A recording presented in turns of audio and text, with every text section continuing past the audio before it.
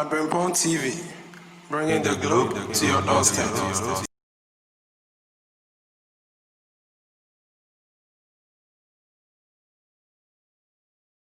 Yo, adofo yamamo akwaba ebiem eba Abrimpon TV so bringing Christ into your doorstep. The Christo etwa enkasa wa ofie e do ne brewo o pona no enti nyame nhira wo se anwumre yi anopa wie yi wasan ene yen ade ahia ewo yen dwumadi a yato din se Christianity Today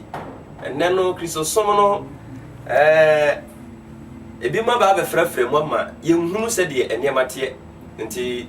ye ba behwe enne embrem Christianity na ne Christosom ti say enne manya ahoho akese mienu e wa hanom a mepese meda wo madi na fe edwumadie a ne ye ba bedi no ye de ahyehye so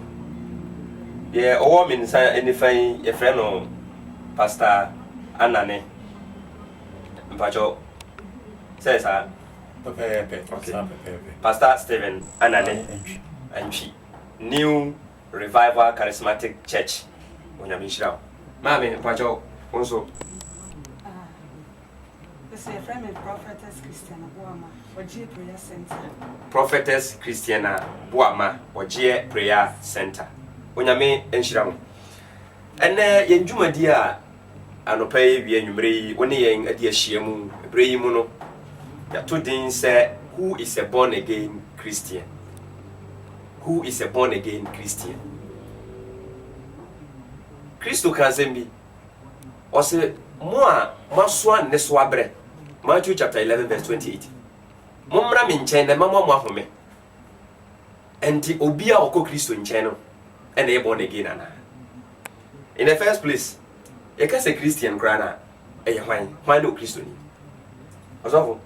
Vacho medical ya aba honom na waka de e ka so Christo ni a why no Christo ni. When I'm dancing. Je kaso bi e Christo ni. Ononi oni pa bia de dika no. E fa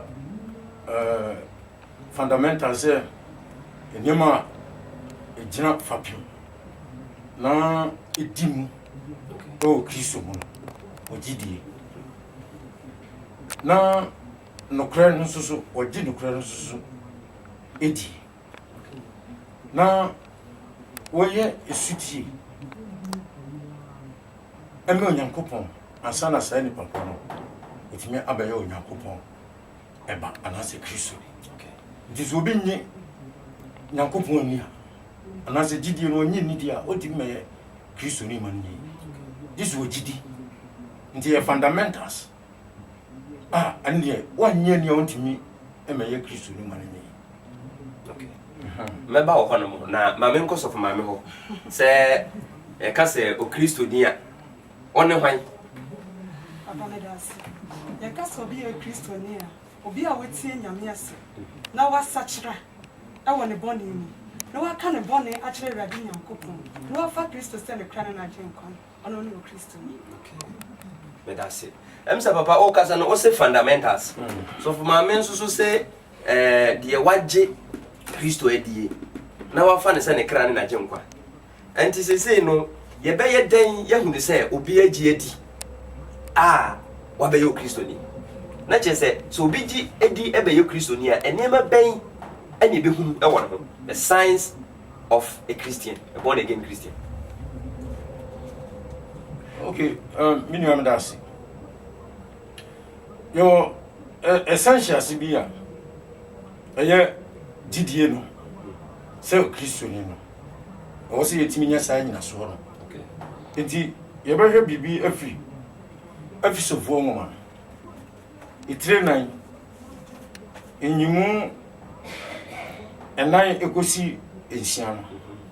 so be Christo ni a o se sa fundamentals ya make no. Okay. O ji sa asemo ameka o didi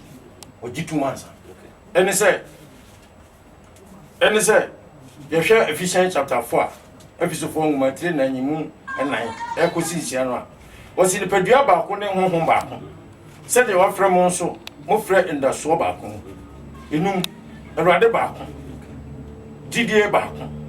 asubɔ baako yɛn nyinaa Nyankopɔn ne agya baako a odi yɛn nyinaa ɛso na ɔfa yɛn nyinaa mu ɛna ɔte yɛn nyinaa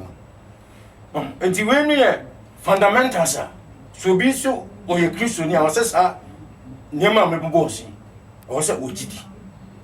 sɛ saa nneɛma a mebɔ so nyinaa ɛwɔ hɔ nti sɛ wɔnye saa nneɛma wei ɛnni deɛ a ɔntimi mɛyɛ Kristoni ma ɛnyi ɛfiri sɛ no ne Kristo ne nyina soɔ no ɛno no nti wɔnye saa nyina soɔ wei ɛnni deɛ a ɔntimi mɛyɛ Kristoni ma no so mame yɛka sɛ o Kristoni obi a ɔyɛ born again Christian anaa obi a yɛawo ne foforɔ a nneɛma bɛn na saa nipa no bɛda n'adi anaa deɛ na ɛbɛhu ne sɛ asɛm asi anaa ɔbɛntɛn wagye ɔnya wɔ foforɔ na wɔyɛ Kristoni mapa kwan a yɛbɛfa so ahu yɛ abrabɔ a na ɔbɔ ne dada no ɔtumi ɔsesa firi ho sɛ ɔbɔ korɔ no a korɔ no no ɔgyae ɔdi ewu a ɔgyae awudie no afei ne bia yɛ Kristo ɛne na ɛmɛyɛ ho sɛ wei wasakyera ɛwɔ Kristo na kyɛ sɛ yɛanhwɛ biribi nhunu nsakyerɛeɛ biara wɔ n'abrabɔ mu a saa nipa no na yɛ ɔnyangye ni okay sa asɛm a wɔkan mama nya akae nyame asɛm sɛ 2 Corinthians chapter 5 verse 17 wɔsɛ na sɛ obi ba Kristo mu a abɔdeɛ foforɔ nti saa abɔdeɛ foforɔ no bi na wo keka sɛ sɛ wɔborɔ korɔ no a ɔwɔ sɛ wɔgyae ɔdwamambɔ mu a ɔwɔ sɛ wɔgyae biribi a wɔyɛ biara na ɛnyɛ no nneɛma a ɛmfa Kristo kwan so no ɛwɔ sɛ ɔtumi gyae okay ɛneɛ meda mo ase bebree na yɛkɔ so akae adɔfoɔ sɛ Abrempɔn TV ɛna wɔne egu so a wohwɛ yi na wohwɛ nyinaa no na wo subscribe na wo kyɛma namfofoɔ nso so na ɔmo nso a subscribe na atumi ɛde Kristo abrɛ obi biara ɛwɔ okwan no yɛde ne brɛ ɛwɔ okwan no we yɛnka sɛ kɔ tukwan kɔ baabi a na sɛ bɔka ɛyɛ bibia yɛde Kristo ɛbrɛ ɛwɔ okwan no onyame hyira ɔsɔfo ma memra wɔ hɔ no mu biem sɛ wohwɛ a obi yɛ born again Christian nipa nyinaa ɛwɔ wiase nyinaa na yɛ born again Christians ana oh David okay and sɛ obi yɛ born again Christian a ɛdeɛn ɛne nsonsoyɛ ɛwɔ obi a ɔyɛ born again Christian ɛne obi a ɔyɛ wiase ni okay nse na me ka sɛ your fundamentals bi and essentials bi a sɛ there was ɔyɛ born again Christian utimi enya so anase utimi egu enti onyema be makoma bi be enan asemi okay John didi kan so asa o tia se one God o tia se Onyankopɔn ba ko okay eno no ebe hu no Deuteronomy chapter 6 verse 4 o say here Israel the Lord our God is one Lord okay ti Israel Awurade Nyankopɔn na Nyankopɔn ba ko yes okay and then Malachi 2:10 do we not have one father okay yeni ejaba did not one God create us enye Onyankopɔn ba ko ena boy nti won se nipa obetima beye born again Christian na se yan wo ye Kristoni no wo se sa di we wotimi etitum because obi o ha ko asore nso so won na maboso nso okay e ko pem wa o so nti na Nyankopɔn ba ko no onyi bi because what you need yakop ne nase eno ko betra then yesa wo ade ba ko so sa titum say wo ura ba ko one Lord Acts 2 verse 36 was it therefore let all Israel be assured of this God has made this Jesus whom you crucified both Lord and Messiah okay so also gidie say yo ura ba ko pe a Onyankopɔn ema ye born asenium only Jesus Christ no one ne wiase nyina agenkwa nti so onyi sa ne ma oni a eni dia onti me ye born again Christian man nye ida ebio we hear 1 Peter chapter 3 verse 22 was he who has gone into heaven and is at the right hand of God angels and authorities and powers being made subject to him also gidi tum say Yesu Kristo ono na tu onyankopon ensene fa so heaven abofo tumi ene ahode nyina ode ahye ne naase so ebi osuso so obi betima ye born again Christian was sa asema me kan je to ko enso wagidie one Holy Spirit konkon ba also wagitum so meba o sesi ano wamma yahunu de ema yehu sa ampa we de se wo ye we de na wo wie peye se oye o kristoni why de wanya o fofo born again Christian sesi no ye pesi unti so bi e wo wiase a enema ben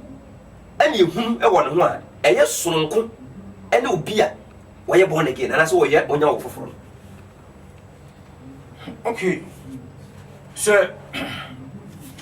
obi wiase a so obi wo wiase a ne niema na wo ye no eye wiase eniema so ebi ni say o hwe bibi say Corinthians chapter 5 so verse number 16 and 17 was it so I say walk by the Spirit, and you will not gratify the desires of the flesh. Okay. For the flesh desires what is contrary to the Spirit, and the Spirit what is contrary to the flesh. They are in conflict in each other, so that you are not to do whatever you want. So, enti se obi wo wiase a onam honam enti honam nyuma no eno hoye nti so obi susu wo Kristo mu a brebia obon no modern so obenante wo efi se brebia honhom no honam no soroti ahonhom ena honhom no so esoroti ahonam enti brebia se de wo honam no onye Kristo no on de brebia honam na onam nti obon abraba obia enhye no so na ono aye de ono a ofisa ope na mum so bi wo honhom dia enante wo honhom dia obona brabo se de Kristo epe onye de ono ankasa epe no ye de Kristo no epe ansana obone bra. Okay. Oso for me da se mame nko so for mame ho oso for mame me pa cho se obi ye born again Christian enema ben ne ebe hunu wo no ho a eye sononko e wo bi a ono so ye wiase ni me pa cho me da se enema sononko a ebe hunu se de ne papa di na brabo ne nkasa ye ne nantie ne niye ne hwasiesie mpo e ma ye hu se oye Kristo ni sasa Kristo si sa wodome a di ma hyede so eti sa oye Kristo ni o so otimi di nyame ahyede so wonyankopon ahyede o nam Kristo esusu di amaye e wasi etimi ye de ebisu. Amen. Edamase na se si ya no ye hunu ensonso ya ewo obi a oye Kristo ni ene obi a oye ewiase ni anase onni Kristo. Okay. Asembisa etoso na me mauntu aso preko ansa na ba osofo ho no se obi eye Kristo ni a wanya ofoforo na a born again Christian no ababai ana woso aba also ene ojo aba ehu empaibo also otumi empaibo fo e was otumi esie nyame asem no oche nyame asem esoma afoforo eno eba ne sa na se Kristo no wo da na di ade abia se ye ma se ekodwo na ekonya bibia ye hwese ye benya ebi bi mema ye nua no eti se Kristo wonya e was otumi di mimo obi soso ide onni bi and the Bible say fa hopopo emhwim wo mo ide omuna mo jemu eti ye was ye be Kristo ni etimi hwim wo mo a e ko jemu ko se ye mu no ase Kristo ni abrabo a wasa wo bo nye entokwa enye gidigidi nembo umma kwan ma ho konkono eteki control wo abrabo nyina so eti fe na medika aka na first no sa abrabo bi nya e wo fidua na wutimu a abrabo ho Kristo na wasa hu ma wo hu se ne ma sesa eti obi ka bibi osimesi de se de wasesa ɛno ne yɛn ne nkasaeɛ no mu ɛne abere bia mpaeɛ ɛne nyame asɛm a wɔn mmanti no ɛsesa yɛtumi ba wɔ abere abɔ ma obi ehu sɛ wei afei deɛ ɔso aba a ɛfata kristo. Meda se pa so ma me ba biebie nneɛma ni so akyerɛ yɛn na kyerɛ sɛ woyɛ ansa na ɛbɛgye atum sɛ wo deɛ woyɛ born again Christian no sɛ woanso aba a na kyerɛ sɛ nyɛ nokorɛ yɛda ase ɔsɔfo mepa kyɛw sɛ obi ba bɛgye kristo di na ɔbɛnya ɔwo foforɔ no a aba bɛyi ɛne sɛ sɛ saa nipa korɔ no ɔso yo Miriam meda ase sɔfo sɛdeɛ na sɔfo maame ɛkan aba no soso aba soɔ no soso nhia paa mehu sɛ nipa asɛm asi afei deɛ wɔyɛ wanya ɔwo foforɔ nti yɛhwɛ Galatians chapter 5 verse 22 no wɔse na honhom no aba no ɔdɔ anigyeɛ asomdwoeɛ abodwokyerɛ ayamie papayɛ gyidie ɔdwoɔ anida hɔ nti sɛ ɔbɛnya saa ɔfoforɔ no ɔsɛ yɛhu saa ɛsuwei ɛwɔ num sɛ ɔbɛdɔ ɔbɛyɛ bi a obi a ɔdɔ nipa ɔdɔ kristo ɛsɛ sɛ wɔyɛ obi a yɛhu sɛ ɔwɔ anigyeɛ mu kɔsɛ obi wɔ kristo mu a wɔsɛ n'ani yɛ deɛ bɛyɛ n'ani agyeɛ ebio ɛwɔ sɛ yɛhu sɛ ɔwɔ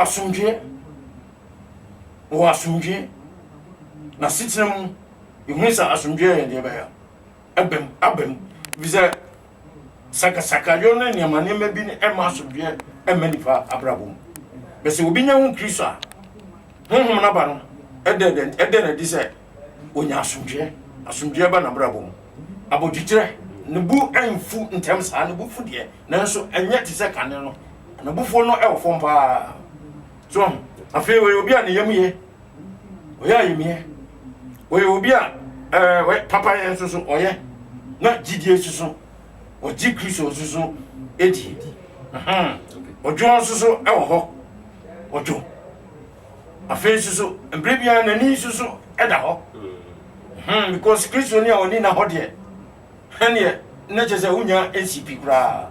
wɔ sɛ mmerɛ biara ma ɔni ɛda hɔ so sɛ berɛ bi na ɛfrɛ sɛ 1 Peter chapter 5 verse 8 wɔsomani na hɔ so na ɔbɔnofoɔ no ɔbubom sɛ gyata a wopɛ obiara yɛ deɛ bɛyɛ amene no so nti woyɛ kristoni a ɔnya wo foforɔ a wɔsɛ mmerɛ biara ɔni ɛda hɔ papapapapa ɛfiri sɛ woma werɛ firi wo a wɔni bɛba wo ho so no na ɔbɔnsam awia no ɔde wahwɛ yɛda ase matiawa ma memmisa wo saa asɛm wei aba a ɛsɛ sɛ okristoni anaasɛ obi a wɔnya wo foforɔ no ɛso ebi ne sɛ wobɛnya anigyeɛ na mebisa sɛ anigyeɛ no a woka no anigyeɛ no bia because mɛtumi asɔre akɔ ayi biaba na agya mahyɛ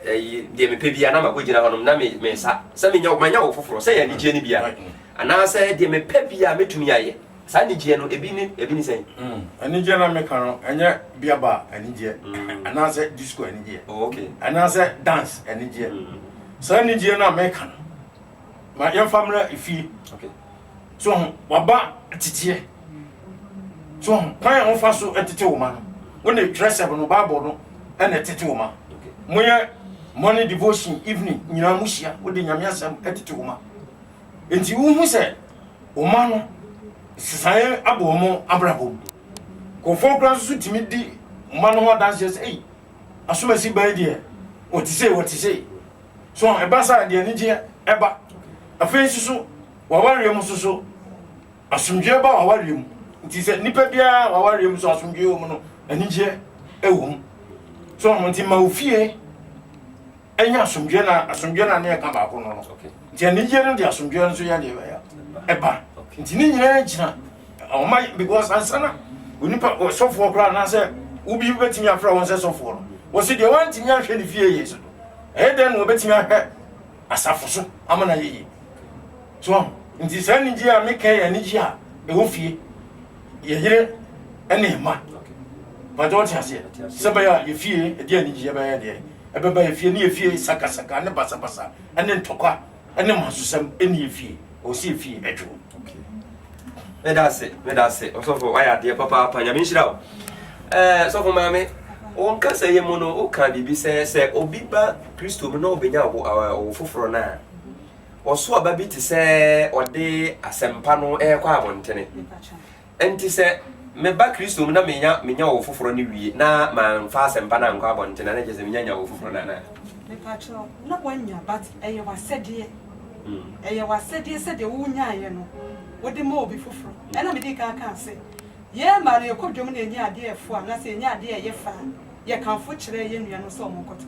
Now then, when you're Christian, now soon done a deed, and should have one more day, or most so, air share. Maybe I come the warmer. It's to come the warmer, apple, cinema. It is a mania, I was semi done it. It is a man to me, and none of the my bonia. No, my episode, it's a idea, be a winner, you be an also to know me. Okay, that's it. I mean, sure. Maming Mbisa Assembly John chapter 3, verse 3, verse 5 and 6. Was say,